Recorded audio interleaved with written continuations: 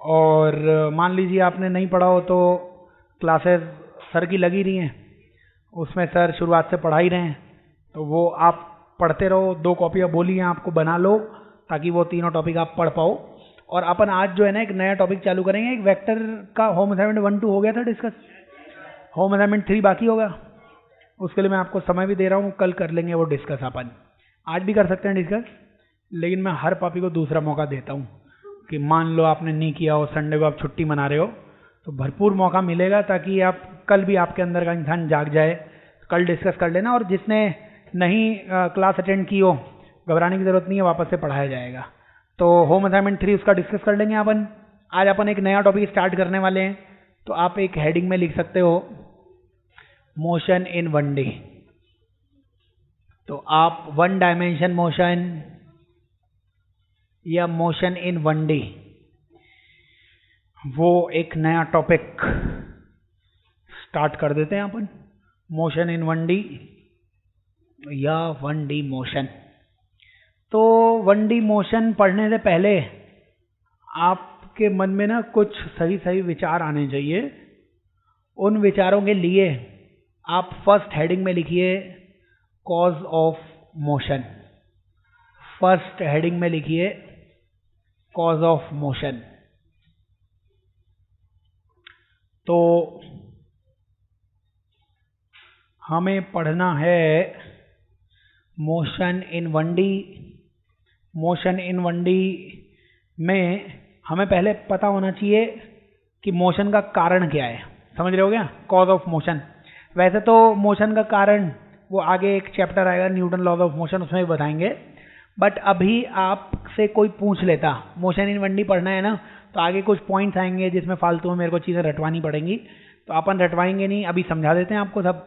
तो बताइए मोशन का कारण क्या है। कोई आपसे बोले मोशन का कारण, सही बात है, मोशन के 2 ही कारण हैं। कोई आपसे बोले कि गांव वाले आदमी से आपने पूछा कि भैया बताओ मैं आपको भागते हुए दिख रहा हूँ कि नहीं दिख रहा हूँ, क्या स्थिति होगी कि मैं आपको भागते हुए दिखूँ, तो वो 2 आंसर दे सकता है। या तो आप पहले से भागो, अगर आप पहले से भाग रहे होगे तब भी आप भागते हुए दिखोगे, और अगर आप पहले से नहीं भाग रहे हो और शक्ल आप जैसी है तो हम आपको धक्का दे देंगे। तो 2 कारण होते हैं, या तो आप पहले से भाग रहे हो, पहले से भाग रहे होते हो उसको हम बोलते हैं इनिशियल वेलोसिटी। जैसे इक्वेशन ऑफ मोशन पढ़ी होगी ना आपने, पढ़ाएंगे भी हम आपको, v बराबर u plus a t, s equal to u t plus half a t square, v square minus u square equal to 2as। उसमें u क्या था, u थी इनिशियल वेलोसिटी। तो अगर आप किसी गांव वाले से बोलते हो बताओ आपको सामने वाली चीज चलते हुए दिखेगी कि नहीं दिखेगी, तो वो बोलेगा 2 कंडीशन होगी, या तो वो पहले से चल रही हो, और अगर नहीं चल रही होगी तो हम धक्का दे देंगे।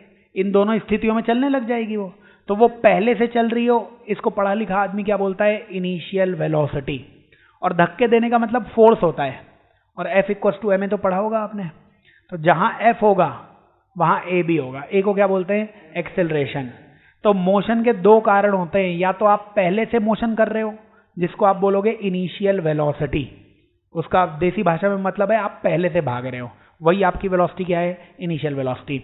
और नहीं भाग रहे होगे तो हम आपको धक्का दे देंगे, धक्के को हम क्या बोलते हैं, फोर्स। फोर्स ना बोल के क्या बोलेंगे, एक्सेलरेशन। तो मोशन के 2 कारण हैं, या तो आपके पास इनिशियल वेलोसिटी होनी चाहिए, या तो आप पहले से भाग रहे होने चाहिए, या फिर हम आपको धक्का दे देंगे जिससे आपके पास एक्सेलरेशन आ जाएगा। तो कॉज ऑफ मोशन के नीचे लिख लो आप कि initial velocity and acceleration will cause motion। initial velocity and acceleration, initial velocity and acceleration can cause motion in the following ways, can cause motion in the following ways, in the following ways। तो याद करना है, motion के 2 कारण हैं, याद करना है। पहला कारण कौन सा होता है, एक होता है इनिशियल वेलोसिटी जिसको u सिंबल बोलते हैं अपन, और एक होता है एक्सेलरेशन जिसको अपन a बोलते हैं। अपन फिजिक्स का मतलब है जो वास्तविकता में हो रही है ना कोई भी इवेंट्स, उनको समझा रहे हैं अपन। तो आपसे कोई भी बोले कि आप भाग रहे हो, आप चल रहे हो, नहीं चल रहे हो, बोलना दो कारण आपको देखने पड़ेंगे। या क्या मैं पहले से भाग रहा था, इसका मतलब मेरे पास मोशन होगा, और अगर पहले से नहीं भाग रहा हूं तो हो ना हो किसी ने मेरे को धक्का दिया होगा। अब मैं पहले से भाग रहा हूं, इसका मतलब मेरे पास क्या होगी, इनिशियल वेलोसिटी, और किसी ने मेरे को धक्का दे दिया, इसका मतलब फोर्स लगाया, और फोर्स से एक्सेलरेशन आता है F=ma। तो इन दोनों में से कोई भी एक कारण हो गया तो आप क्या कर रहे होगे, मोशन कर रहे होगे। तो चार अलग अलग वेज हो सकते हैं। आप फॉलोइंग वेज लिखवाए ना, फॉलोइंग वेज के आगे फर्स्ट लिखो। ऐसा हो सकता है कि आपका u भी 0 हो और a भी 0 हो। ऐसा हो सकता है कि u भी 0 हो और a भी 0। u 0 का मतलब आप इनिशियल वेलोसिटी 0, उसको बोलना आप पहले से नहीं भाग रहे थे, और a बराबर 0, वो आपकी शक्ल देख के कोई आपको धक्का भी नहीं लगा रहा है, तो ना आप पहले से भाग रहे हो, ना किसी ने आपको धक्का लगाया। इसका मतलब पार्टिकल किस में होगा, पार्टिकल एट रेस्ट। क्या तुमने मनी मन मेरे को गालियां दी? अरे आवाज अटक गई, इसका मतलब मनी मन कोई गाली दे रहा है। जो समझ में नहीं आए आप पूछ लो, अरे मनी मन कुछ मत सोचो। सब अपन फिजिक्स भी अंग्रेजी स्टाइल में पढ़ाएंगे, अंग्रेजी हिंदी सब समझ में आएगा, हिंदी इंग्लिश में तो बोलेंगे ना। तो आपसे कोई पूछे कि आप चल रहे हो, आप मोशन कर रहे हो, नहीं कर रहे हो, दो ही कारण हो सकते हैं। या तो आप पहले से चल रहे होते, पहले से चलने को पढ़ा लिखा आदमी क्या बोलेगा, इनिशियल वेलोसिटी, और धक्के देने को क्या बोलेगा, एक्सेलरेशन। तो ना तो आप पहले से भाग रहे हो, ना आपको किसी ने धक्का दिया, इसका मतलब आप किस में हो, रेस्ट में हो। चलिए, इसके बाद ऐसा हो सकता है कि इफ u=0, आप पहले से तो नहीं चल रहे थे, बट आपकी शक्ल देखकर लोगों ने आपको धक्का दिया। u=0 मीन्स आप पहले से नहीं चल रहे हो, बट शक्ल आपकी देखी, लोगों को कुछ समझ में आया, लोगों ने धक्का दे दिया आपको। तो बताओ, धक्का देने के बाद आप चलोगे कि नहीं चलोगे? चलोगे। किस डायरेक्शन में चलोगे? धक्के की डायरेक्शन में चलोगे। जैसे आप रुके हुए हो तो u तो 0 है आपका, तो मैं जिधर धक्का दूंगा उधर ही तो जाओगे ना। तो पार्टिकल मूव करेगा in the direction of a। u तो था नहीं, तो जिधर a था, a का मतलब जिधर धक्का था उधर ही पार्टिकल क्या करेगा, मूव करेगा। तो लिख लेना, particle moves in direction of धक्का। धक्के को आप a लिख सकते हो। कुछ भी नहीं समझ में आए तो लोकतंत्र है, चिल्लाइए। समझ रहे हो गया कि क्या हो रहा है सर, ये भगवान के लिए बताओ क्या हो रहा है ये। तो समझ में आ रहा है क्या बोल रहे हैं? अगर आपसे कोई पूछे कि मोशन कर रहा है पार्टिकल, मोशन नहीं कर रहा है पार्टिकल, तो दो चीजें सोचनी पड़ेंगी आपको। क्या वो पहले से मोशन कर रहा था, और अगर पहले से मोशन नहीं कर रहा है तो क्या उसको धक्का लगाया हुआ है अपन ने? अगर पहले से मोशन भी नहीं कर रहा है और धक्का भी नहीं लगाया हुआ है तो नहीं चलेगा। पहले से मोशन तो नहीं कर रहा था, लेकिन शक्ल आपके जैसी थी, धक्का लगा दिया हमने, तो धक्के की डायरेक्शन में चलने लग गया। और क्या हो सकता है कि हो सकता है वो पहले से मोशन कर रहा हो, लेकिन धक्का नहीं लगा रहे आप उसे। तो बताइए कि अगर पार्टिकल पहले से मोशन कर रहा है और आप उसको नहीं छेड़ रहे हो, तो वो किधर मोशन करेगा? जिधर मोशन कर रहा था उधर ही करता रहेगा। या तो भागते हुए तुम धक्का दे देते तो इधर उधर गिर सकता था वो, तब तो मैं सोचता सर पता नहीं क्या होगा। लेकिन u=0 मतलब पहले से भाग रहे हो आप और कोई धक्का नहीं दे रहा आपको, तो आप जिधर पहले से भाग रहे थे उधर ही भागते रहोगे। उसको क्या बोलेंगे? पार्टिकल मूव करता रहेगा in the direction of u। जिधर भाग रहा था उधर ही भागता रहेगा, तो बोल देंगे particle moves in direction of u। समझ रहे हो गया? तो ये याद करना है आपको। अगर आपके पास u और a दोनों ही नहीं है तब तो आप मोशन करोगे ही नहीं। अगर आपके पास केवल a है तो a की डायरेक्शन में मोशन करोगे, मतलब केवल आप पे धक्का लगा तो धक्के की डायरेक्शन में मोशन करोगे। अगर आप केवल भाग रहे हो और कोई आपको धक्का नहीं लगा रहा तो आप जिधर भाग रहे थे उधर ही भागते रहोगे, मतलब जिधर u था उधर ही भागते रहोगे। और एक कंडीशन और हो सकती थी, यहाँ पे दोनों जीरो थे, यहाँ पे कोई एक नॉन जीरो, यहाँ पे कोई एक नॉन जीरो, हो सकता है दोनों नॉन जीरो हो जाएं। तो फोर्थ में इफ u=0 एंड a=0, दोनों चीजें हैं तो मोशन तो करोगे ही करोगे, मोशन तो आप करोगे ही करोगे। समझ रहे हो क्या? u मतलब आप भाग भी रहे थे और आपको हमने देखा और तेज भगाना है, धक्का भी मार दिया आपको, तो अब आप किधर भागोगे? वो आप बताओ, ये बताओ मेरे को, अगर u की वैल्यू 10 होती और a की वैल्यू 20 होती, या u की वैल्यू 20 होती, a की वैल्यू 10 होती, u की वैल्यू 10 होती, a की वैल्यू 10 होती, कुछ भी हो सकती है वैल्यू तो किधर भागोगे आप? भागोगे सही, ये बात तो सही है ना, क्योंकि यू भी आप पहले से भी भाग रहे हो, लोगों ने धक्का भी दे दिया आपको, इसलिए अब भागना तो श्योर है। किधर भागेंगे अपन? बताओ किधर भागेंगे? पहले केस में किधर भागोगे? ए की तरफ। दूसरे में किधर भागोगे? यू की तरफ। और तीसरे में भागोगे ही नहीं। आपन हमेशा किधर भागेंगे? ये आपको मैंने बताया हुआ नहीं है शायद। आपन किधर भागेंगे नहीं भी बताया तो कॉमन सेंस तो होगा। Particle moves in direction of you. किधर जाएंगे? यू की तरफ। ऐसा कैसे हो गया सर? ऐसा होता ही है फिजिक्स में, अपन हर चीज एक्सपेरिमेंट से निकाली हुई है, तो एक्सपेरिमेंट करके देख लो, आ जाएगा किधर भागोगे। और मैं समझा देता हूं आपको। देखो बताओ, पहले में तुम किधर भाग रहे थे? एक ही तरफ। तो गधे हो तुम। कुछ लोगों ने तो बोला था कि यू ए, सर यू की वैल्यू 10 है, ए की वैल्यू 20 है। इन दोनों का कंपैरिजन ही नहीं हो सकता यार। मैं तुमसे बोलता बताओ कि पत्थर और सेब में से कौन अच्छा, तुम बोलो कैसे बकवास बात है सर। सेब का तो सेब से कंपैरिजन होगा ना, बड़ा सेब छोटा सेब, कौन सा सेब अच्छा? हम बोलते केला अच्छा कि सेब अच्छा। अब कंपैरिजन हमेशा सेम क्वांटिटीज में होगा, सेम। तो वेलोसिटी और एक्सेलरेशन में कंपैरिजन हो ही नहीं सकता। 1 मीटर पर सेकंड स्क्वायर में होता है और 1 मीटर पर सेकंड में होता है। तो ऐसे ऊट पटांग चीजें कंपेयर मत करो।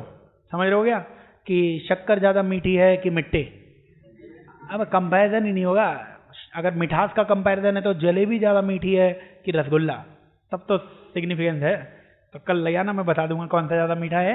लेकिन ऐसे ऊट पटांग क्वांटिटीज में कंपैरिजन नहीं हो सकता। समझ रहे हो क्या? कंपैरिजन सेम में हो सकता है, फोर्स का फोर्स के साथ, एक्सेलरेशन का एक्सेलरेशन के साथ, वेलोसिटी का वेलोसिटी के साथ। तो ये सब कंपेयर कर रहे हो, इसका मतलब आप में कॉमन सेंस की भारी कमी है। समझ रहे हो क्या? कंपैरिजन, तुलना हमेशा किस में होगी? सेम क्वांटिटीज में। वेलोसिटी की वेलोसिटी से, फोर्स की फोर्स से। समझ रहे हो क्या? तो ये कंपैरिजन तो करना नहीं है। दूसरी बात कि सर कंपैरिजन नहीं कर रहे, फिर भी सर ए बड़ा है तो ए की तरफ जानी चाहिए। सर बड़ा है सर, कंपैरिजन नहीं, सर मन नहीं मान रहा। देखो ए तो 20 है, तो आप एक्सपेरिमेंट कर लो कोई। मान लीजिए आपने अपनी शक्ल का एक पत्थर उठाया होता और उस पत्थर को फेंक दिया होता ऊपर। बताओ, पत्थर को ऊपर फेंकेंगे तो धरती माता फोर्स किधर लगाती है? धरती माता सबको अट्रैक्ट करती है, तभी तो अपने पैर जमीन पर है, वरना हवा में उड़ रहे होते आप। तो धरती माता ने फोर्स या धक्का किधर लगाया? नीचे। उस धक्के को जी कहते हैं वैसे तो अपन, है ना? तो बताइए, हम पत्थर को ऊपर फेंकते हैं तो पत्थर ऊपर जाता है कि नीचे आता है? फेंकने पे पत्थर किधर जाता है? ऊपर। ऊपर क्यों जाता है? क्योंकि गुरुजी ने ज्ञान दिया है, जब यू और ए दोनों लगेंगे तो हमेशा पार्टिकल किस डायरेक्शन में जाएगा? यू की डायरेक्शन में जाएगा। एक्सपेरिमेंट है, पत्थर को फेंक दिया ऊपर, दिख गया, वो पढ़ा दिया लोगों को। और ऐसा ही नहीं, और भी बहुत सारे कारण है। कुछ तो चलाते होगे ना तुम। सर हम तो केवल पिताजी को चलाते हैं आजकल, और उनको अपनी बातों में उलझाते हैं कि मैं बहुत पढ़ रहा हूँ। पिताजी आपको मालूम नहीं कितना पढ़ रहा हूँ मैं। मान लो कोई व्हीकल चलाते हो आप, एक्टिवा, कार, बाइक कुछ तो चलाते होगे। मान लो तुम हीरो की तरह बाइक चला रहे हो और सामने तुम्हारी जैसी शक्ल की कोई भैंस आ गई। जैसे ही भैंस आई, तुमने ब्रेक लगा दिया। अब तुम जब ब्रेक लगाते हो ना, मान लो ये ऐसे बाइक चल रही थी आपकी, ये बाइक चल रही थी और बाइक चल रही थी आगे, बाइक की वेलोसिटी आगे थी। बताओ, ब्रेक लगाओगे तो फोर्स किधर आएगा? आगे की पीछे? पीछे ही आएगा। सर ये तो नहीं बताया हमें किसी ने पीछे आता है। पीछे ही आएगा, तभी तो गाड़ी रुकेगी यार। आगे आ जाता तब तो और ब्रेक लगाने पे और तेज हो गई गाड़ी। अब ये कौन सा ब्रेक लगा दिया? समझ रहे हो क्या? तो कॉमन सेंस है, ब्रेक लगाने पे फोर्स पीछे ही आता होगा, इसीलिए तो गाड़ी स्लो होती होगी। फिर भी बताइए, ब्रेक लगाते जैसे भैंस आ गई, ब्रेक लगाती गाड़ी मुड़ गई, ऐसा होता है क्या? ब्रेक लगाने पे गाड़ी जाएगी तो आगे ही। क्यों आगे जाएगी? गुरुजी ने बोला है, जब यू और ए दोनों आएगा तो हमेशा किसकी डायरेक्शन में जाएगा ऑब्जेक्ट? यू की डायरेक्शन में। इसीलिए तो होगा एक्सीडेंट। ट्रक वाले क्यों उड़ाते हैं लोगों को? ट्रक के सामने कोई आ गया, उसको समझ में आ जाता है कि आत्मा परमात्मा का मिलन होने वाला है, अगला ब्रेक भी लगाता है। लेकिन उसे मालूम है ब्रेक लगाने से केवल आत्मसंतुष्टि मिलेगी। ट्रक तो आगे जाएगा, आगे जाएगा, ट्रक पीछे नहीं जा सकता ब्रेक लगाने से। ब्रेक लगाने से पीछे चला जाता, एक्सीडेंट ही नहीं होते कोई, ठीक है। बट ये बात है कि देखो ब्रेक लगाने से ये होगा कि एक्सेलरेशन पीछे आ गया ना, तो यू की वैल्यू क्या होने लग जाएगी, कम होने लग जाएगी। हो सकता है यहाँ पे जो आदमी है उसके पास तक पहुंचने से पहले ही ट्रक क्या हो जाए, रुक जाए। जाएगा तो आगे ही, बस ब्रेक लगाने से क्या हो जाएगा, रुक जाएगा। तो एक मिनिमम डिस्टेंस चाहिए, एक दूरी चाहिए। ब्रेक लगाने के बाद गाड़ी पीछे तो जाएगी नहीं, जाएगी तो आगे ही, बट स्लो हो जाएगी, धीमे होते होते होते रुक जाएगी। अब रुकने से पहले ही मिलन हो गया तो फिर मधुर मिलन हो चुका है, फिर कुछ नहीं हो सकता है। और अगर रुक गया तो बच भी सकता है। तो बहुत सारे एग्जाम्पल हैं जिससे अपने को समझ में आता है। बाइक वाइक चलाओगे, ब्रेक लगाने से गाड़ी आगे जाएगी। गाड़ी ऐसा भी होता है, ब्रेक लग जाते हैं, टायर रुक जाता है, लेकिन टायर फिसलते हुए आगे चला जाता है, टायर के निशान हो जाते हैं सड़क पे एक्सीडेंट में, तो जाएगा आगे ही। ब्रेक लगाने से आपने क्या किया, अपन पढ़ेंगे रोटेशनल मोशन, घूमने वाले मोशन को रोक दिया आपने, लेकिन गाड़ी तो किधर जाएगी, आगे जाएगी, इसलिए आगे जाएगी। ऐसे बहुत सारे ऐसे ड्राइवर वाइवर होते हैं जिन्हें फिजिक्स आती नहीं है, तो ऐसे पत्थर होते हैं ना, पत्थर, बड़े बड़े पत्थर, वो ट्रक के पीछे रख दिए और इधर आगे ड्राइवर की सीट है और ऐसे ट्रक पीछे बहुत बड़े पत्थर हैं। अब वो क्या करते हैं कि चलते चलते आगे कोई आ गया, उन्होंने सडन ब्रेक लगा दिया। तो ब्रेक लगाने से हो सकता है ट्रक रुक जाए, लेकिन ये जो पत्थर है, ये पत्थर नहीं रुकेगा, पत्थर फिसलते हुए आगे आता है, ड्राइवर खत्म। समझ रहे हो क्या? उसको तो टाइम चाहिए कुछ, या तो पत्थर को थोड़ा पीछे रखें कि अगर वो आगे आता भी है तो यहां तक आके रुक जाए। बिल्कुल यहीं तक कर लिया, आगे कुछ जगह है नहीं, तो वो ट्रक आगे जाएगा, ट्रक बाद में रुका, पत्थर और आगे चलता जा रहा है। अब पत्थर आगे चल रहा है, जान रहे हो क्या हो रहा है? तो इसीलिए आपको समझना पड़ेगा कि हमेशा पार्टिकल किस डायरेक्शन में जाएगा। अगर लड़ाई हो रही है वेलोसिटी और एक्सेलरेशन में, तो वेलोसिटी की डायरेक्शन में ही जाएगा, जाना पड़ेगा उसे। सब एग्जाम्पल्स हैं। तो मैं फिर से बोल देता हूं, मोशन के भाई दो कारण हैं, या तो यू या तो ए। अगर मैं कभी भी बोलूं कि पार्टिकल मोशन कर रहा है लेकिन शुरुआत में वो नहीं चल रहा था, इसका मतलब यू तो जीरो था, इसका मतलब सर वो धक्के के कारण ही चल रहा होगा। अगर मैं बोलता कि पार्टिकल चल रहा है लेकिन उस पर धक्का नहीं लग रहा, इसका मतलब वो सर पहले से ही चल रहा था, इसका मतलब यू होगा उसके पास। समझ रहे होगा? ऐसे खुद से कंक्लूजन निकालना। और मैं बोल दूं यू और ए दोनों है पार्टिकल के साथ, तो बोलना पार्टिकल कहां जाएगा, यू की डायरेक्शन में जाएगा। अब तुम उससे कुछ ऊटपटांग आंसर आएंगे जो तुमने आज तक ऑब्जर्व नहीं किए होंगे, लेकिन वही सही होंगे। समझ रहे हो गया? यू और ए में हमेशा पार्टिकल किधर जाएगा, यू की डायरेक्शन में। वो तुम सोच पा रहे हो नहीं सोच पा रहे हो, क्योंकि अपन जो देखते हैं ना वैसा मानने लग जाते हैं। तो अपने कुछ ऐसे क्वेश्चन होंगे जो आपने कभी देखे नहीं होंगे कि सर ऐसा तो नहीं लग रहा हमें, क्योंकि देखा हुआ नहीं है, तो बिलीव करना थोड़ा मुश्किल होगा आपको। जैसे हम चीज़ों को ड्रॉप करते हैं, छोड़ते हैं, तो वो हमेशा किधर जाती हैं, नीचे। ऐसा भी सवाल आएगा, हम चीज़ों को छोड़ेंगे लेकिन छोड़ने के बाद वो ऊपर चले गए, सर ऐसा तो नहीं हो सकता, ऐसे हाँ निकल जाएगा, हाँ ये क्या हो गया सर? तो उसमें अपने को अपना लॉजिक नहीं लगाना है। अभी यहाँ पे कोई डाउट हो तो बोलो। यू और ए पार्टिकल हमेशा कहाँ जाएगा, यू की डायरेक्शन में जाएगा, कोई बट नहीं, उससे जो आंसर आएगा वो सही है। ठीक है, तो याद रखना है, 4 आपको पॉइंट्स लिखवा दिए। यू और ए दोनों नहीं है तो चलेगा ही नहीं। केवल यू है तो यू की डायरेक्शन में, केवल ए है तो ए की डायरेक्शन में। यू और ए दोनों है तो यू की डायरेक्शन में ही जाएगा। ए क्या करेगा? ए एक्चुअली सपोर्ट या अपोज करेगा। जैसे तुम आगे ही भाग रहे हो, धक्का भी आगे दे दिया तो रफ्तार बढ़ जाएगी आपकी, और आप आगे भाग रहे हो, हमने खींच पीछे लिया तो रफ्तार आपकी क्या हो जाएगी, कम।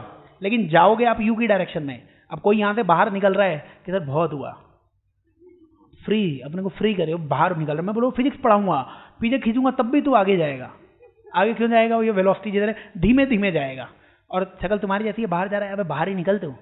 तो इसका मतलब क्या हो गया, जाएगा बाहर ही यू की डायरेक्शन में, लेकिन स्पीड क्या हो जाएगी, बढ़ जाएगी। तो ए क्या कर रहा है, रफ्तार को चेंज कर रहा है, रफ्तार को, है ना, उसका चलने वलने में कुछ मतलब नहीं है। तो ये कारण अपने को क्लियर होना चाहिए। अब इन जनरल बातों के आगे फटाफट एक और हेडिंग लिखो, और अगली हेडिंग लिखो प्यारा रिलेटिव क्वांटिटीज। रिलेटिव क्वांटिटीज, ठीक है ना। सिंपल सिंपल से कारण है, उनको प्लीज आप रिलेट कर लो, ताकि आगे कोई भी कुछ पूछे तो आप बता पाओ। रिलेटिव क्वांटिटीज में एक लाइन लिखानी है। रिलेटिव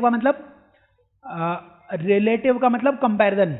रिलेटिव का मतलब तुम्हें ऐसा लग रहा है कि शाहरुख खान सुंदर है, अब मुझे लग रहा है कैटरीना कैफ सुंदर है, तो ये इसको रिलेटिव बोलते हैं कि अलग अलग लोग अलग अलग विचार रख रहे हैं, जब भी चीजें किस पर डिपेंड करने लग जाएं, देखने वाले पे, तब उसको क्या बोलते हैं, रिलेटिव।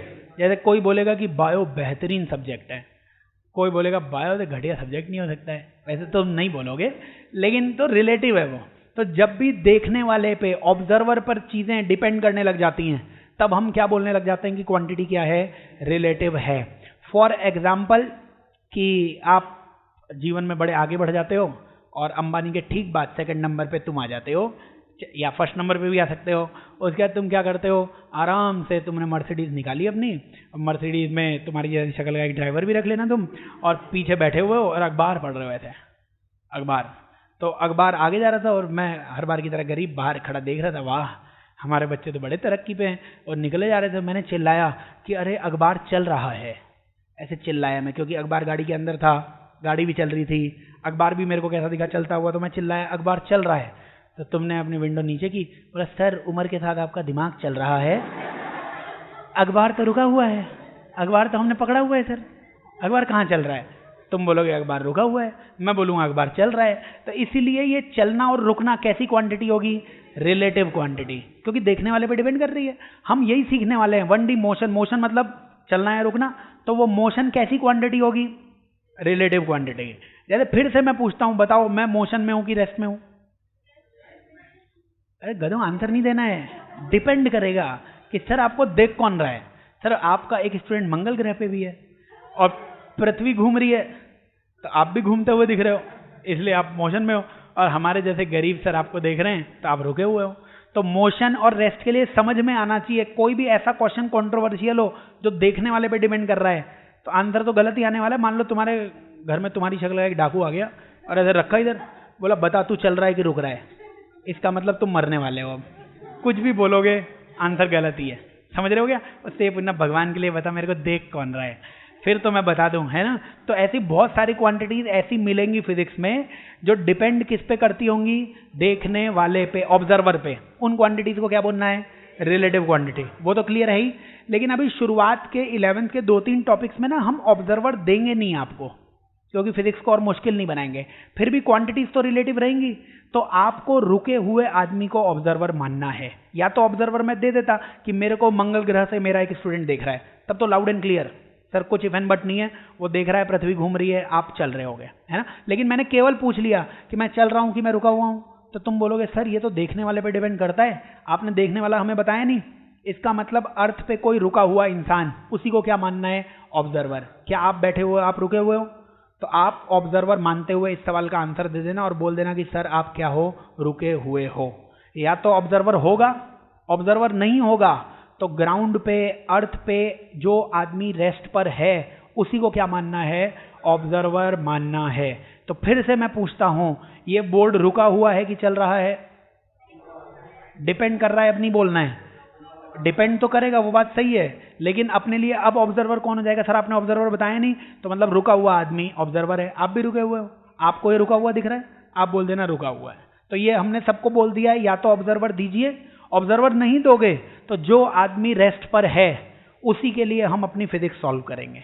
तो आप पॉइंट लिख लो इसके आगे, रिलेटिव क्वांटिटी के आगे मुस्कुराते हुए पॉइंट लिखिए कि those quantities which depends on observer, those quantities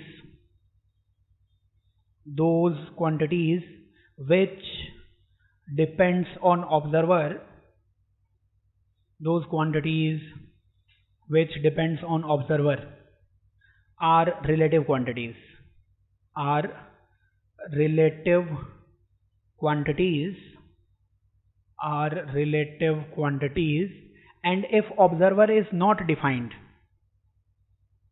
and if observer is not defined, then person at rest on ground, then person at rest on ground, person at rest on ground will be taken as observer, will be taken as observer, will be taken as observer.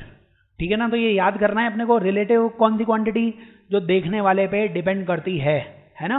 और अगर observer नहीं बताया होगा तो जो rest पर है उसी को क्या मानना है, ऑब्जर्वर मानना है। तो ये सिंपल सा पॉइंट है। इसके बाद आप लिख लीजिए मोशन एंड रेस्ट।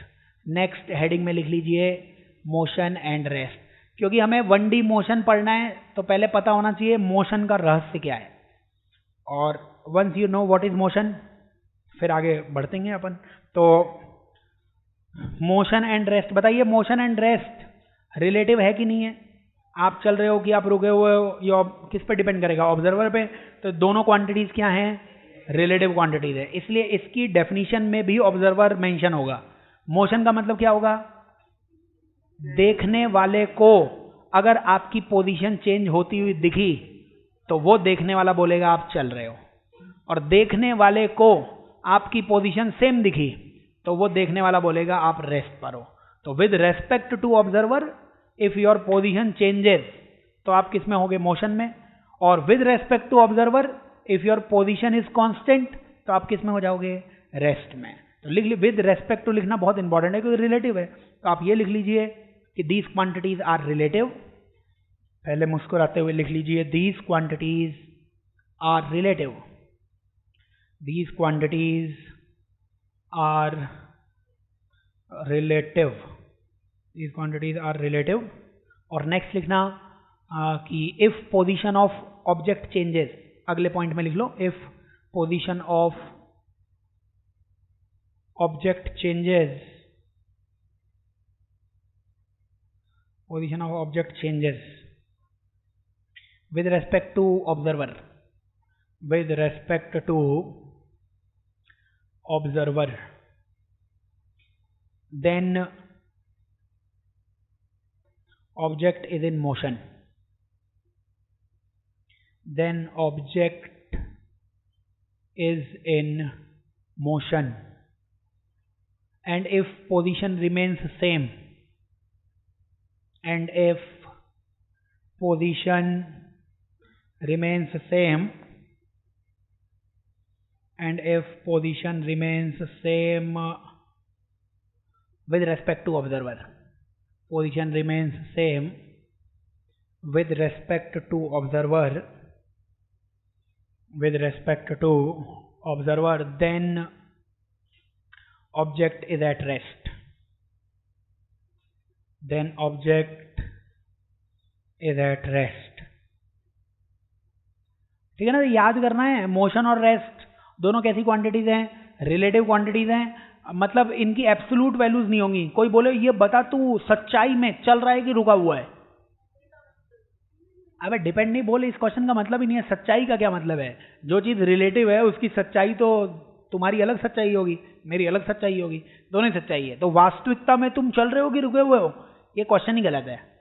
वास्तविकता में हम बता ही नहीं सकते, रियलिटी में आप चल रहे हो कि रुके हुए हम बता ही नहीं सकते, वो तो डिपेंड करेगा सब पे अलग अलग। तो ये क्वेश्चन ही नहीं, बस आपसे ये पूछ लेगा कि उस ऑब्जर्वर के लिए आप चल रहे हो कि नहीं चल रहे हो, उसके लिए आप रुके हुए हो कि नहीं रुके हुए हो, आंसर दे देना। ऑब्जर्वर हम अभी शुरुआत के 2-3 टॉपिक्स में बताएंगे नहीं, न्यूटन लॉस तक नहीं बताएंगे, शुरुआत के 3 टॉपिक तक। और जब ऑब्जर्वर नहीं बताएंगे तो सारे क्वेश्चन किसके लिए सॉल्व कर रहे हो, ऑब्जर्वर तो होना चाहिए ना, रेस्ट पे। कोई आदमी सो रहा है और तुम खुश कर रहे हो उसे अलग अलग आंसर ला के, समझ रहे हो क्या? तो बस उसी के लिए अपन क्वेश्चन सॉल्व कर रहे हैं। तो मोशन एंड रेस्ट की कहानी खत्म हो गई, लेकिन हमें पढ़ना था 1D मोशन, तो एक थोड़ा सा डिस्कशन करना पड़ेगा 1D के बारे में। तो आप एक हेडिंग में लिखिए टाइप्स ऑफ मोशन, खुशी के साथ लिखना, टाइप्स ऑफ मोशन, और मुस्कुराते हुए ब्रैकेट में लिख लेना depending on direction, depending on puree direction, depending on direction. तो डायरेक्शन भी बोल सकते हो, डायमेंशन भी बोल सकते हो, एक ही चीज है। इसमें आप फर्स्ट लिख लीजिए मोशन इन 1 डायमेंशन या motion in 1D, motion in 1D। Motion का मतलब क्या हो जाएगा, चेंज इन पोजीशन। मोशन का मतलब क्या हो जाएगा, पोजीशन में चेंज देखने वाले के रेस्पेक्ट में। और अगर वो चेंज स्ट्रेट लाइन पे होगा, 1D मतलब एक ही डायरेक्शन, एक डायरेक्शन को हम स्ट्रेट लाइन बोलते हैं, अगर स्ट्रेट लाइन पर किसी की पोजीशन चेंज होगी तब उसको बोलेंगे मोशन इन 1D। मोशन मतलब पोजीशन चेंज, और पोजीशन चेंज कैसे होनी चाहिए? स्ट्रेट लाइन पर ही होनी चाहिए, यानी जो भी पार्टिकल स्ट्रेट लाइन में चलेगा उसी के मोशन को ये बोलोगे आप। तो ऐसे लिख लो, when particle moves along straight line, when particle moves along straight line, when particle moves along straight line, when particle moves along straight line, then motion in 1D is defined. When particle moves in straight line, then motion in 1D is defined. ठीक है ना? तो straight line में चलोगे तो motion in 1D define होगा। Straight line में कई तरीके से चल सकते हो, ऐसे आड़े टेढ़े कैसे भी चल सकते हो स्ट्रेट लाइन में, लेकिन अपन को 2 स्ट्रेट लाइन के मोशन पढ़ने पड़ेंगे, वो एग्जांपल्स में मैं लिखवा देता हूँ। आप किसी बॉल को ऊपर फेंकते हो तो वो स्ट्रेट लाइन में ऊपर जाएगी, स्ट्रेट लाइन में नीचे आएगी। ये मानते हो कि हवा नहीं चल रही है, हवा चलेगी तो 2D मोशन हो जाएगा। अभी बॉल ऊपर गई स्ट्रेट लाइन में नीचे आई, वो 1D का एग्जाम्पल है। और किसी पत्थर को आपने ड्रॉप कर दिया, वो भी किसका एग्जाम्पल है? 1D का ही एग्जाम्पल है। तो एग्जाम्पल में लिख लेना पार्टिकल थ्रोन अपवर्ड्स, एग्जाम्पल में लिख लेना particle thrown upwards, particle thrown upwards और dropped particle, particle thrown upwards और dropped particle, particle thrown upwards और ड्रॉप्ड पार्टिकल। समझ रहे हो ना? जो पार्टिकल ऊपर जाएगा वो भी 1D का एग्जाम्पल है, और जो ड्रॉप किया हुआ है वो भी किसका एग्जाम्पल है? 1D का। और भी बहुत सारे हो सकते हैं, पढ़ेंगे अपन बेसिकली यही दोनों। तो ये 1D का मतलब क्लियर होना चाहिए, जो स्ट्रेट लाइन में चलेगा। दूसरा, आप इसी हंसी खुशी के आगे लिखेंगे motion in 2D, 2 dimensional motion या motion in 2D। Motion in 2D का मतलब 2D मतलब 2 डायरेक्शन, 2 डायरेक्शन ना प्लेन के पास होती हैं, प्लेन के पास। प्लेन का मतलब कॉपी का पन्ना, कॉपी के पन्ने के पास 2 परपेंडिकुलर डायरेक्शन है, एक x और एक y। तो पन्ने में कोई भी शेप बनाया आपने, कोई भी ऑब्जेक्ट है जो पन्ने में चल रहा है, उसके मोशन को क्या बोलना पड़ेगा? Motion in 2D। जैसे यहाँ पे एक मक्खी बैठी थी, तुम्हारी शक्ल देखी उसने, उसे कुछ हो गया, ऐसे भगने लग गई इधर उधर, तो ये क्या इसी प्लेन में चल रही है? तो ये कौन सा मोशन है? 2D मोशन है, 2D मोशन। ठीक है ना? पहले स्ट्रेट लाइन में चल रही थी, तुम्हें देखा स्ट्रेट लाइन में चली, 1D मोशन। तुम्हें फिर से देखा, कुछ कुछ हुआ उसे, 2D मोशन। और देखा तो उड़ के बाहर आ गई, 3D motion. Straight line 1D motion, इसी पन्ने पे चलना 2D मोशन, और उड़ के पन्ने से बाहर आ जाना 3D मोशन। पहले अमिताभ बच्चन की मूवीज आती थी केवल पर्दे पे, अब ऋतिक रोशन की मूवी आती है वो तुम्हारे पास तक आता है। तो 3D, 2D मतलब केवल इसी पर्दे पे रहेगा, पर्दे की 2 डायरेक्शन थे x और y, और 3D मतलब आपके पास तक आएगा, 3rd डायरेक्शन, जिसे z डायरेक्शन बोलते हैं अपन, है ना? तो 3D मतलब स्पेस, 2D मतलब प्लेन, 1D मतलब स्ट्रेट लाइन। ये नॉर्मल कुछ आपके पास सिनोनिम्स हैं। 1D मतलब स्ट्रेट लाइन, 2D मतलब प्लेन, और स्पेस जैसे पक्षी का उड़ना, पतंग का उड़ना, धूल का उड़ना, ये सब 3D मोशन हो जाएंगे। तो मोशन इन 2D या मोशन इन 2D, ये जो है ना मोशन अलोंग 2D, इसके आगे आप लिख लो कि whenever particle moves in a plane, आप लिख लीजिए whenever particle moves in a plane, whenever particle moves in a plane then it is 2D motion. Whenever particle moves in a plane then it is 2D motion, then it is 2D motion। ठीक है? और इसके बहुत सारे example होंगे, लेकिन हम जो कुछ एग्जाम्पल पढ़ने वाले हैं, तो जो भी कुछ पन्ने पे बना पाओगे वो सब 2D मोशन है। स्ट्रेट लाइन तो अलग मोशन हो गया, पन्ने पे बनाने वाला 2D मोशन। क्या सर्कल पन्ने पे बनाया जा सकता है? इसीलिए सर्कुलर मोशन वो किसका एग्जाम्पल है? 2D मोशन का एग्जाम्पल है ना? प्लेन में जो कुछ बना पाओ आप। बताइए, किसी पत्थर को फेंकते, हम पत्थर को फेंकते तो पत्थर के पीछे एक मान लीजिए अखबार रखा हुआ है, तो पत्थर भी हमेशा इसी अखबार में ऐसे ऊपर जाता? और इसी एक बार में नीचे आ जाता। तो वो पत्थर को फेंका हुआ है, पत्थर ऐसे जाके गिरेगा। तो क्या ये मोशन भी तुमने इसी पन्ने पे बना दिया? ये मोशन भी 2D मोशन है, इसको बोलते हैं प्रोजेक्टाइल मोशन। जो नेक्स्ट टॉपिक्स हैं, सेकंड टॉपिक, फिफ्थ टॉपिक, ये सब पढ़ेंगे अपन, बट एग्जाम्पल लिख लो आप। मोशन इन 2D के एग्जाम्पल क्या क्या हैं? बहुत सारे हैं वैसे तो। आप फ्लोर पे नाचने लग गए, इधर उधर नागिन डांस करने लग गए, वो सब 2D मोशन का एग्जाम्पल है। और जैसे ही उछले 3D मोशन है ना। तो स्ट्रेट लाइन में चलो 1D मोशन, इधर उधर घूम फिर के पोंछा लगाने लग गए 2D मोशन, और फिर ऊपर जाला दिखाई दिया उछल गए 3D मोशन। ठीक है, फ्लोर की 2 डायरेक्शन है एक्स और वाई, तो इसमें कैसे भी घूमो 2D मोशन। जैसे ही उछले थर्ड डायरेक्शन 3D मोशन हो जाएगा। तो प्रोजेक्टाइल मोशन, सर्कुलर मोशन दोनों ही 2D मोशन है। प्रोजेक्टाइल मोशन, पत्थर को फेंका है अपन ने, पत्थर को फेंकोगे पत्थर ऐसे जाएगा, इसी मोशन का नाम क्या है? Projectile motion. पढ़ेंगे आगे, वो तो सेकंड टॉपिक है, तब डिटेल में पढ़ेंगे, अभी बस नाम लिख लो इसका। 2D मोशन का एग्जाम्पल है, 2D मोशन का एग्जाम्पल है सर्कुलर मोशन, 2D मोशन का एग्जाम्पल है प्रोजेक्टाइल मोशन। प्रोजेक्टाइल मोशन मतलब पत्थर को फेंकना, और पत्थर को कैसे भी फेंको हमेशा पन्ने में ही रहेगा वो, तो फेंक लेना कैसे भी। सीधे भी फेंक सकते थे, किसी बिल्डिंग से सीधे फेंकते, ऐसे ऊपर फेंकते, कैसे भी फेंको, जैसे फेंकोगे पन्ने पे ही रहेगा वो। उसका नाम क्या है? Projectile motion. और वो सेकंड टॉपिक है, इसलिए इसके बारे में डाउट मत पूछना। अभी जितना ज्ञान दिया जाए बस उतना, इसका कोई डाउट एंटरटेन नहीं करेंगे। उसका टॉपिक है, 7 दिन देंगे ना उसे, तब पूछना प्रोजेक्टाइल मोशन क्या होता है। अभी अपना काम नहीं है, अभी तो ऐसे लिख रहे हैं अपन। अभी काम है मोशन इन 1D पढ़ना, है ना। तो ये मोशन इन 2D है। थर्ड लाइन लिखो, थर्ड टाइप लिखो, motion in 3D।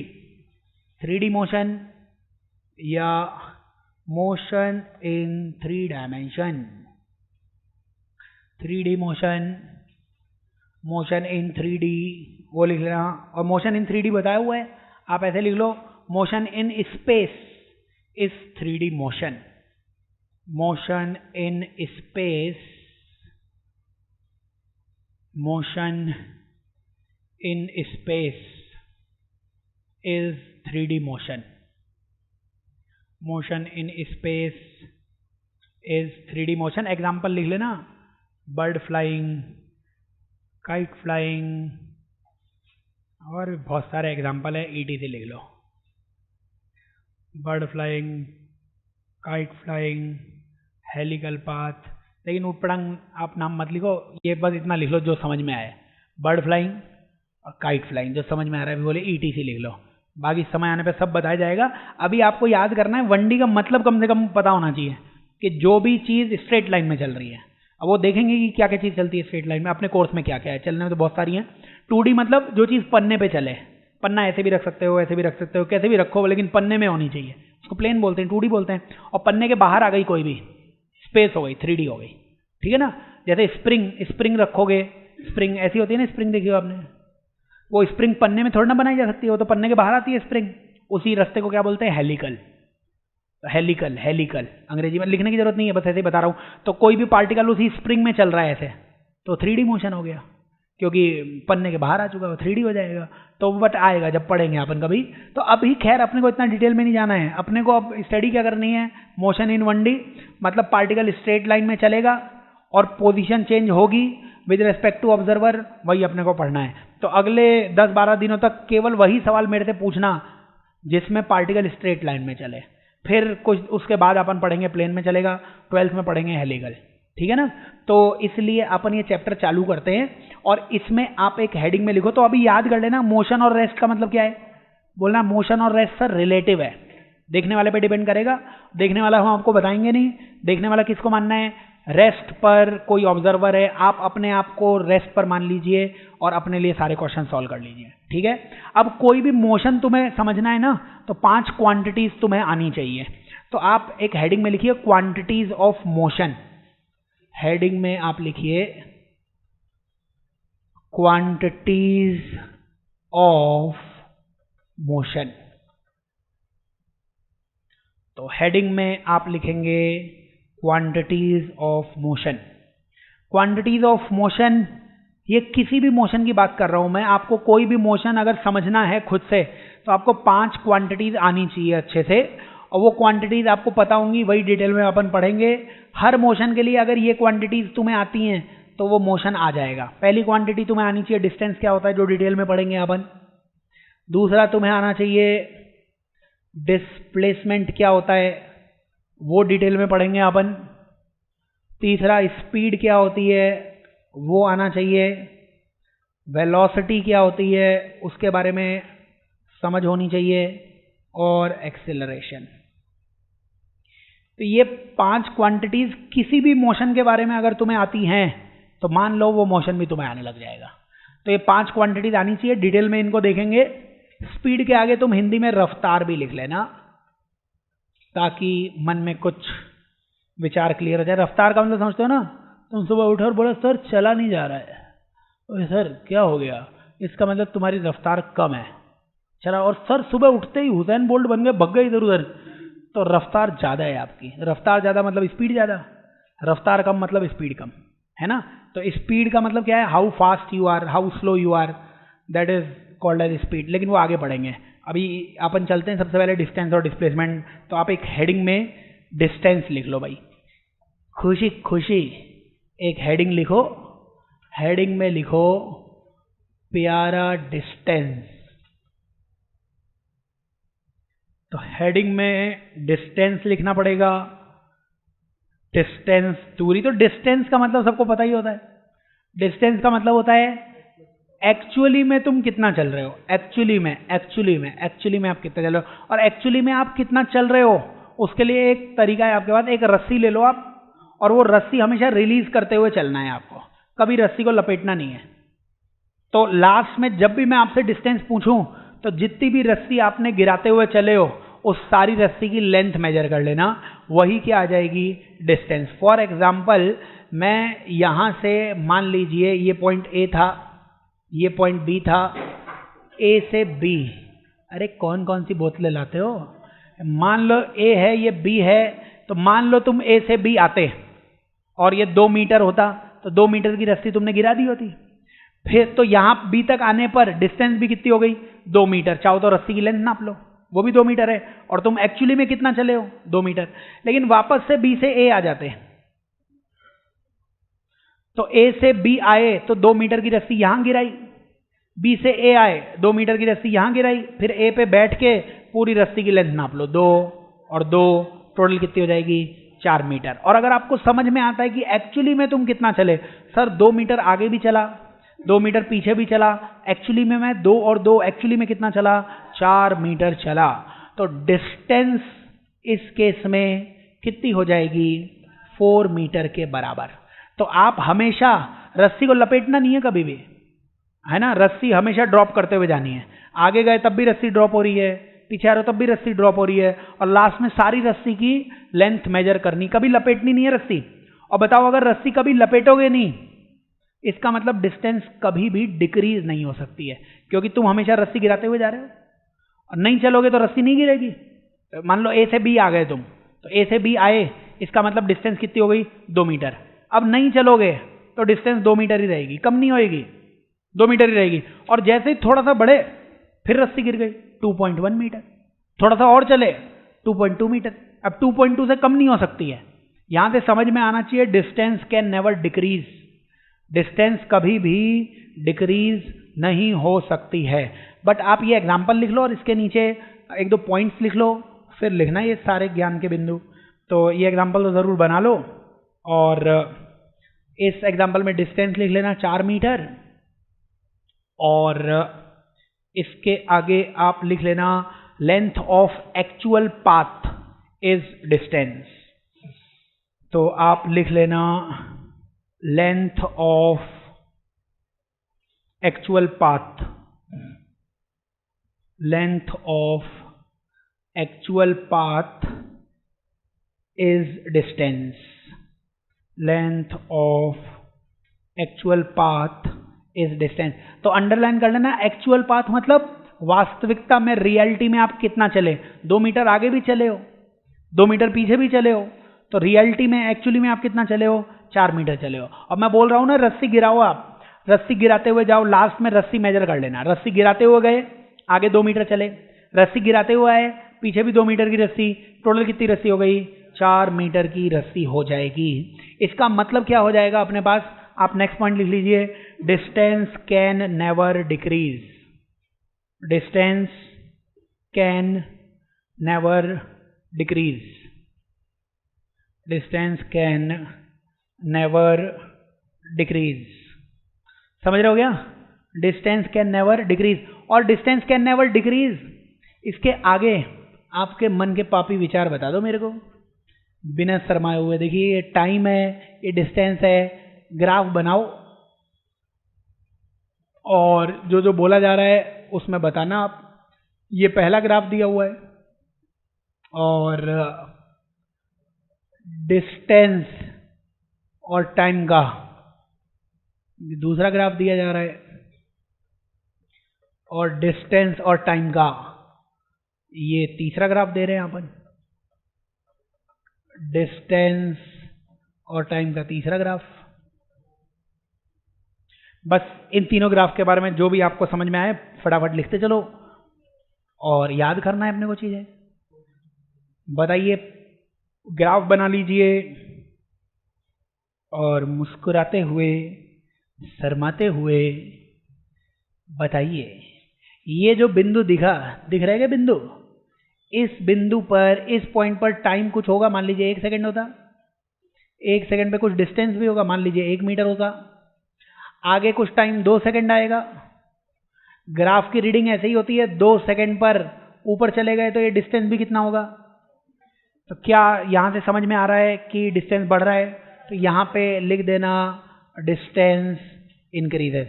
Time increases कोई नहीं लिखेगा, समय तो बढ़ता ही है हमेशा. समय घट सकता है क्या? घट गया समय सर, पता नहीं क्या हो गया. तो ऐसे लिखने की जरूरत नहीं है, distance increases as time increases. अब टाइम तो बढ़ेगा ही बढ़ेगा, आप केवल ये लिखो डिस्टेंस इंक्रीजेस. समझ रहे हो गया? तो डिस्टेंस इनमें इंक्रीज होगा, ये इस ग्राफ का मतलब है. फिर बारी आई हरियाली की. हरियाली बताएगा.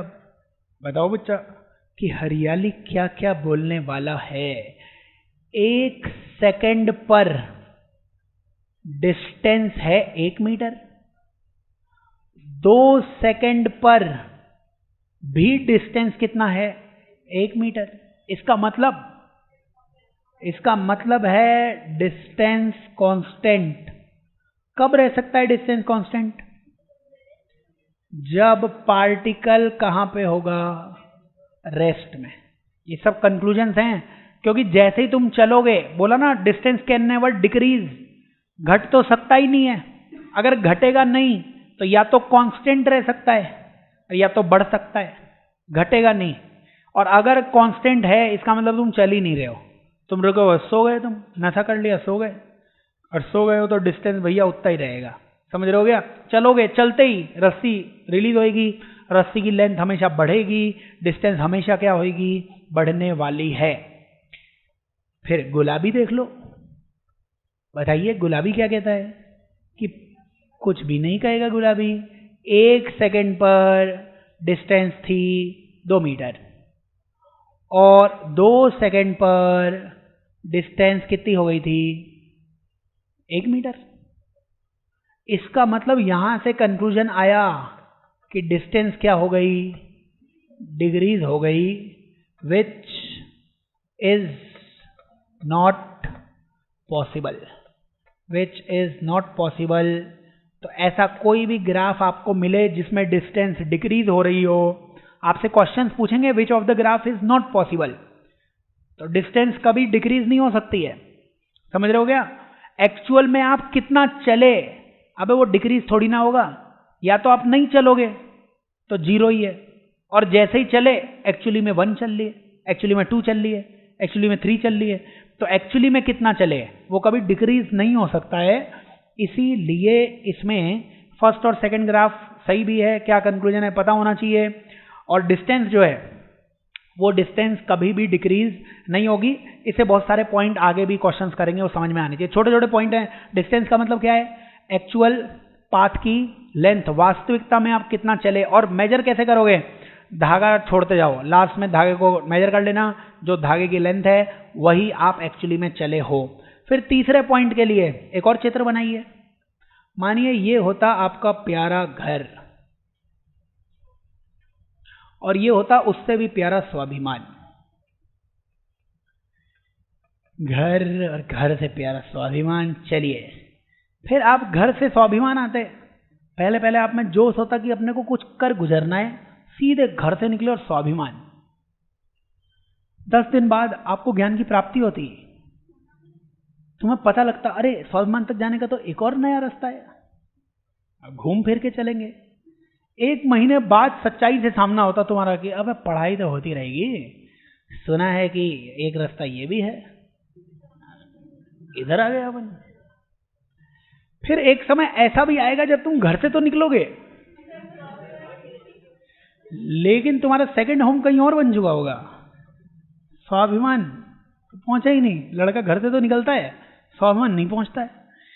तो यहां से मेरे को 2 पॉइंट्स आपको बताने हैं, ये समझ में आ गया ना। अब मैं आपसे बोलता बताओ इस वाले रास्ते की डिस्टेंस क्या है, तो जो भी इसकी लेंथ है वही इसकी क्या हो जाएगी, डिस्टेंस। जो भी इस रास्ते की लेंथ है वही इसकी क्या हो जाएगी, डिस्टेंस।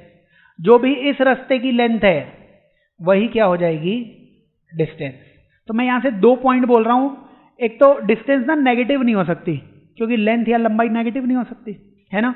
तो distance can never be negative, 1 point. और दूसरा, अगर 2 फिक्स पॉइंट दे दूं मैं आपको, तो how many distances are possible, infinite. Distance का मतलब होता है रास्ता। घर से स्वाभिमान तक आने के कितने रास्ते हैं सर, इनफाइनाइट। इनफाइनाइट सर 2-4 सड़कें तो हैं। अब इनफाइनाइट, तुम घर से निकले और फ्लाइट ले लिया तुमने, जयपुर एयरपोर्ट से लंदन निकल गए, और वहां पे हॉलीडे संडे मनाने के बाद फिर स्वाभिमान आ गए। सर अपने शौक है, अपने को संडे लंदन में मनाते हैं अपन, पेरिस में शॉपिंग करते हैं, तो इसलिए गए सर, डायरेक्ट निकल लिया अपन। तो इसलिए रास्ते इनफाइनाइट हो सकते हैं। तो याद रखना है, between 2 fix point infinite distances are possible, और distance can never be negative. फटाफट लिखना पड़ेगा इसके आगे। तो नेक्स्ट पॉइंट में लिखना पड़ेगा, ऐसे लिख लेना, बिटवीन, अगर ऐसा कोई भी लड़का पाया गया जो घर से तो निकला लेकिन स्वाभिमान नहीं आया, तो उसे धोएंगे हम, उसकी त्वचा को निखारेंगे। समझ रहे हो गया। तो इसलिए ऐसा कोई नहीं होना चाहिए। लिखो आप, between 2 fix point infinite distances are possible. Between 2 fixed point, between 2 fixed point infinite distances are possible. Infinite distances are possible. Infinite distances are possible. Infinite distances are possible. ठीक है। और अगले पॉइंट में लिखना, distance can never be negative. Distance can never be negative. Distance can never be negative. तो भैया distance का सारा ज्ञान दे चुके हैं आपको। डिस्टेंस के लिए एक पॉइंट आप और लिख लेना। बताओ अगर 2 पॉइंट्स के बीच में इनफाइनाइट डिस्टेंसेस हो सकती हैं, है ना। डिस्टेंस का मतलब रास्ता होता है, स्वाभिमान तक जाने का रास्ता। हर रास्ते की एक नई लेंथ और हर रास्ते की एक नई डिस्टेंस। तो डिस्टेंस स्केलर होनी चाहिए कि वेक्टर? फील से आंसर नहीं आया, ऐसे रटा हुआ था। स्केलर बताओ। डिस्टेंस स्केलर इसलिए होगा क्योंकि डिस्टेंस में स्वाभिमान तक पहुंचना इंपॉर्टेंट है। किस डायरेक्शन में जा रहे हो दैट इज नॉट इंपॉर्टेंट। तुम इस रास्ते से भी निकल रहे हो तब भी पहुंच रहे हो स्वाभिमान, यहां से भी हर रास्ते से स्वाभिमान पहुंच रहे हो। डिस्टेंस फिक्स नहीं है कि इसी डायरेक्शन में जाना है। अगर डिस्टेंस फिक्स हो जाती तो हम बोल देते वो क्या हो जाता, वेक्टर। तो याद करना है अगले पॉइंट में, डिस्टेंस इज स्केलर। पॉइंट लिख लो फटाफट। Distance is scalar with unit metre and dimension m0 l1 t0। तो यूनिट इसकी कितनी माननी है तुम्हें? एसआई यूनिट है ये, एसआई यूनिट मीटर। एसआई तुम्हें बताया था एक एमकेएस यूनिट होती थी। एमकेएस यूनिट मतलब एम फॉर मीटर, के for kilogram, S for second. MKS system में केवल 3 ही यूनिट थी एमकेएस, उसमें 4 यूनिट को और ऐड कर दिया गया, 7 यूनिट बन गई। उन 7 को अपन ने क्या बोल दिया, एसआई। ठीक है ना। तो वो आपको बताया हुआ यूनिट डायमेंशन में, वरना पढ़ाया जाएगा। तो यूनिट इसकी मीटर होती है, एसआई यूनिट, और उसी में क्वेश्चन सॉल्व करना है मीटर में। और डायमेंशन इसकी क्या होती है, एल की पावर 1 स्क्वायर ब्रैकेट्स में। तो डिस्टेंस के लिए सारा ज्ञान तुम्हें दे दिया गया है। डिस्टेंस के लिए तुम एक आध सवाल कर लो, अगर टाइम है तो लिख लो, टाइम नहीं भी होगा कल करके ले आना, वैसे टाइम तो नहीं है तो कल क्या करोगे, कल ही सवाल लिखना, कल ही करेंगे। तो इसमें आप अच्छे से पढ़ लो और वेक्टर की शीट सॉल्व कर लो, जब बोलोगे तब डिस्कशन कर लूँगा होम असाइनमेंट 3 का, या कल कर लो, तुम तो बोलोगे नहीं कभी, कल कर लेते हैं ताकि जिन लोगों ने पढ़ लिया है वो कल डिस्कस कर लेना, जिनका नहीं पढ़ा हुआ है उनकी क्लासेस लगेंगी, है ना। तो अभी वो सर पढ़ा तो रहे इससे पहले, उसमें क्या चल रहा है, डिफरेंशिएशन चल रहा है ना, तो बस वो चलते चलते वेक्टर तक सब कुछ पढ़ाएंगे, क्योंकि वो बेसिक मैथ्स है, वो 2-4 बार वो सर पढ़ा देंगे, उसके बाद मैं एक एक से पूछूंगा सवाल उन्हीं तीनों चैप्टर के बेसिक मैथ्स के, और जिसका नहीं आएगा ना उसकी शाम को एक्स्ट्रा क्लास लगाएंगे, क्योंकि बच्चों को मैथ्स आती नहीं है, इसलिए फिजिक्स के आखिरी 2 लाइनों में मैथ्स आती है, फिर तुम्हारे आंसर ही नहीं आते हैं। फिजिक्स तो आती है सबको, डिस्टेंस मतलब लेंथ, लेकिन लेंथ निकालना ही नहीं आता, क्योंकि लेंथ में लगेगी ट्रिग्नोमेट्री और फॉर्मूला ही नहीं आते, साइन ए प्लस बी क्या होता है, तो नहीं आएगा डिस्टेंस, फॉर्मूला याद है तो आएगा, है ना। तो इसलिए मैथ्स आनी चाहिए, इसलिए वो क्लासेस लगा रहे हैं, तो प्लीज़ यार सिंसियरली पढ़ो, मिलते हैं कल अपन।